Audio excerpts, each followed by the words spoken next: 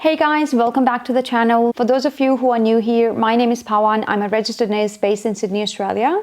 I moved to Australia in 2015 to study Bachelor of Nursing, and I graduated at the end of 2017 and have been working as a registered nurse ever since. How much do new graduate nurses make? I get this question asked a lot. A lot of nursing students who are on the clinical placements as well do come and ask me this question. While it might be fair to say that nurses are always underpaid considering the demands of the job, but Australia is amongst the highest paying countries in the world. So in this video, we are going to explore the starting salary of a new graduate nurse in Australia. And in the second part of the video, I'm going to share my own payslip from when I started my nursing career a few years ago. And I will also share some tips and tricks of how you can bump up your salary. So if you're considering a career in nursing in Australia, you would want to stick around for this one. Let's get on with the numbers first. On average, in Australia, a new graduate nurse can expect to earn anywhere between $70,000 to $75,000 per year. But this can change depending on a few factors like your location, which state you're working in, because some states do pay higher than others, and also if you're working overtime shifts or weekends, public holidays, and things like that. But this is a minimum you can expect to be paid as a new graduate nurse in Australia. We will talk more about how you can bump up your salary in the second half of the video. And once I show you my own payslip of when I was working as a new graduate nurse, you can get an idea of what your pay rate would be like in 2025. Now, I would like to address some of the most common questions I get asked from you guys about the nursing salary. The first one is, do nurses get paid hourly? Yes, there is an hourly rate and it keeps going up with more experienced you are. The next one is, how many days do registered nurses work?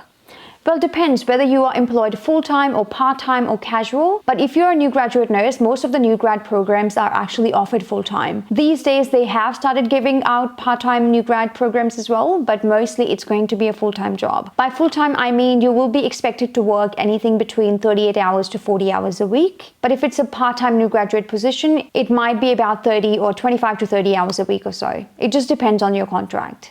But as I said, most of the new graduate programs will be offered full-time. The next one is, how much do part-time registered nurses get paid? Well, the pay rate is the same. It's just that they work a less number of hours, so they would be earning less, but the base pay rate would be exactly the same. The next one is, can you live off a nurse's salary in Australia? Well, the short answer is absolutely. I mean, things might be a little bit tight at the beginning of your career when your salary is just at par with the cost of living. But again, it depends on your lifestyle and your circumstances. But registered nurses can expect to live relatively comfortable anywhere in Australia. Now let's dive into one of my payslips from when I was working as a new graduate nurse in 2018. Now, I've randomly picked one from this pay period from 11th of December 2018 to 24th of December 2018. So we get paid on fortnightly basis in the hospital. And the salary class, as you can see, is RN1, which is the first year of your nursing career. Now, what we are really looking at here, don't worry about the ADO bank and ADO leave. What we are really looking at here is the ordinary pay. So ordinary pay was my base pay in that period. So in this pay period, I got paid $2,370.31. And as you can see, corresponding to that, I worked 74 hours in that pay period. And my base rate was $32.03. And just under ordinary, you can see the PM penalty, which means if you work an afternoon shift, then you get paid extra. How you get paid extra is, if you look at the rate, my base rate is $32.03. But the penalty rate is $4 on top of that. So if I work an afternoon shift, my base rate is no longer $32. It's actually $36. So I worked 40 hours of PM penalty. That's why I was given an extra of $160.15. And the hospital I worked at, they also covered our laundry for the scrubs and the uniforms. So that's what you can see on the payslip here, $26.36 in this pay period. And as you can see, I also worked a Saturday and a Sunday because I worked 8 hours of each. So in one fortnight, I worked one Saturday and one Sunday. And just because of that, I've been given $128 extra for the Saturday and $192 extra for the Sunday. And as you can see under the pay rate, for Saturday, you get $16 more on top of what you're already getting paid. So my pay rate was $32 back then. So $16 more would be $48 an hour.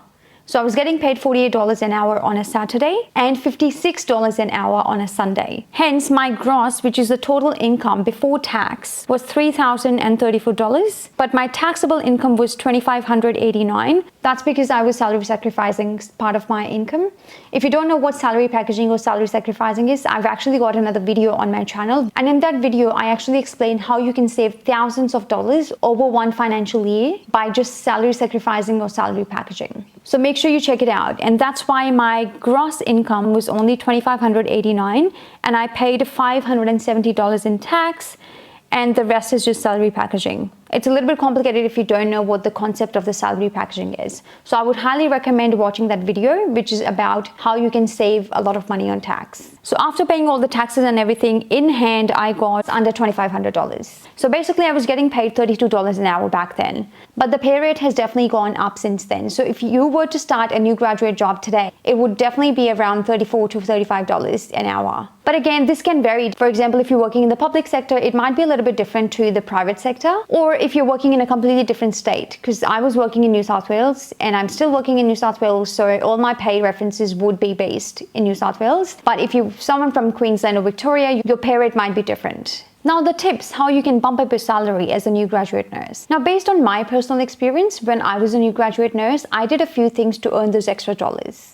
Well, the first one is working weekends. As you can see from my payslip, that working weekends can actually make a significant difference to your pay. Even if you don't work every weekend, just 1 or 2 weekends every month will bump up your salary significantly. I was never the kind of person who liked to go out every weekend anyway when I was a new grad, so I opted to work nearly every weekend. And I got so used to having that extra pay in my bank because every time I didn't work the weekends, I would feel the difference. And instead, I used to have days off during the week. And even till the date, I still do that. I have a few days off during the week and I work most weekends, even now.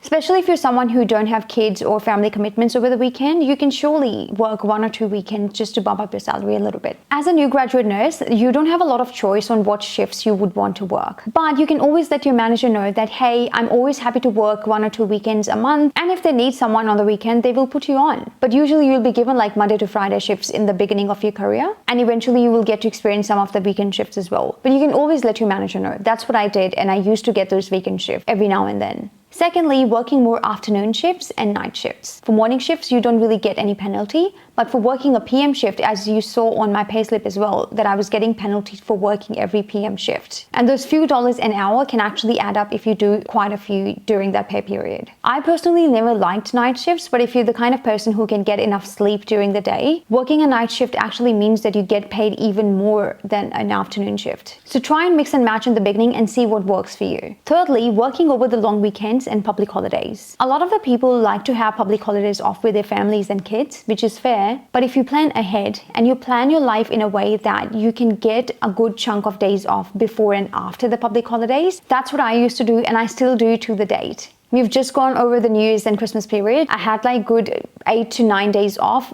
just before the Christmas period. And I had my family time and spent time with my friends, but I worked all through the public holiday period. So plan your life smartly that you can work some of the public holidays because that would really help bump up your salary. And the last one is working at least 1 overtime shift in a fortnight.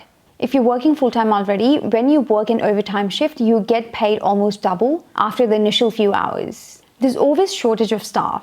So if you put your hand up to work at least 1 overtime shift, not at least one, I would say only 1 overtime shift in a pay period, because if you work more than 1, then you'll end up paying a lot of tax anyway. So I would recommend working 1 overtime shift in 1 pay period, because for every overtime shift that you work, you get paid almost double after the initial few hours of the shift. You're doing the same job, but you're getting paid double, because that's how overtime pay works in Australia. So it's like having a bonus every now and then. I wouldn't recommend working an overtime shift every fortnight, but every once in a while you can do an overtime shift and you will notice a big difference in your pay. So guys, that's the end of the video. I hope you found it useful. I hope it gave you some sort of insights on what the pay grade would look like if you were a new graduate today. And make sure you hit the subscribe button so you don't miss out on any of the nursing tips and tricks. Thanks for watching again, and I'll see you in the next video. Bye.